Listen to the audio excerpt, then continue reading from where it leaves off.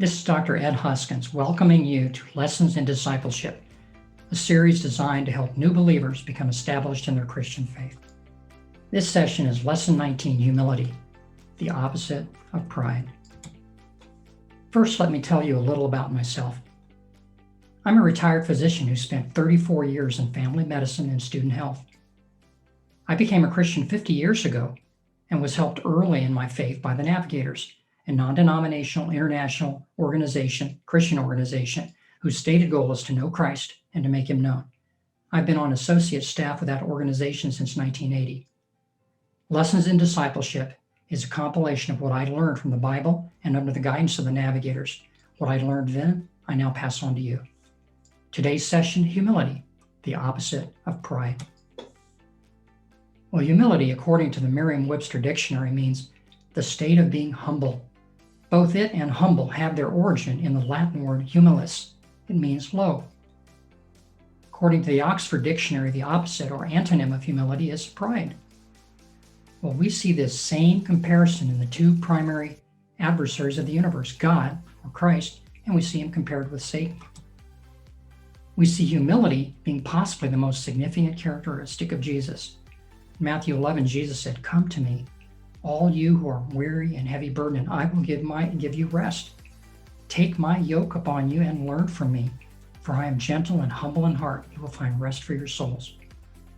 The Apostle Paul wrote about Jesus in Philippians 2. Your attitude should be the same as that of Christ Jesus, who being in the very nature of God did not regard equality with God something to be grasped, but he made himself nothing, taking the very nature of a servant, being made in human likeness, and being found in appearance as a man, he humbled himself, became obedient to death, even death on a cross.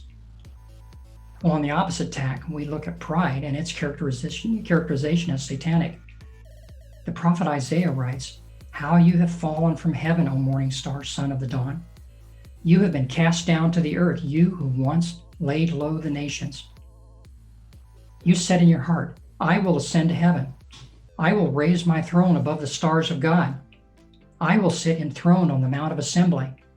On the utmost heights of the sacred mountain, I will ascend. I will make myself like the Most High." In Isaiah 14, it says, "But you were brought down to the grave, to the depths of the pit." To God, this is the person of true importance, the one that he looks at.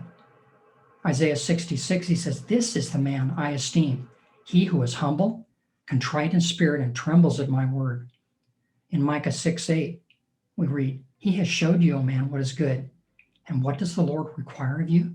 But to act justly, to love kindness," it says, "and to walk humbly before our God."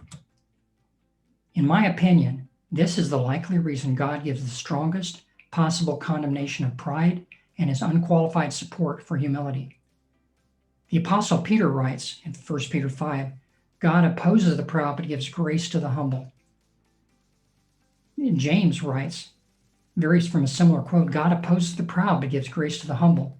Incidentally, both Peter and James were quoting directly from the Greek Septuagint translation, which was itself translated from the Hebrew.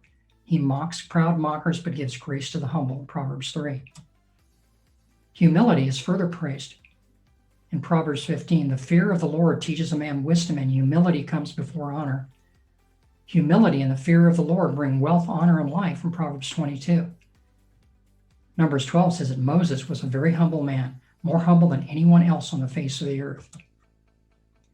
Well, this has been a very brief presentation, but let's summarize this important topic.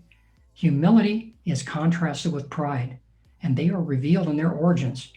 Humility is associated closely with Jesus and his character. Pride has its origin and embodiment with Satan.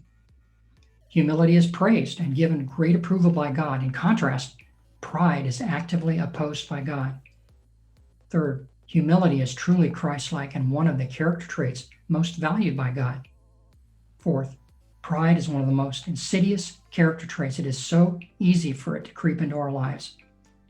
Finally, real humility is seen in the light of God, in his perspective. In fact, real humility is not really seeing ourselves at all. Well, we will see you next time when we cover Lesson 20 of Lessons in Discipleship, when our topic will be honesty, the opposite of lying and deceit. Well, that wraps up today's presentation of Lessons in Discipleship. Thanks for coming and being a part. Until we see you next time, keep following Jesus. He's worth it.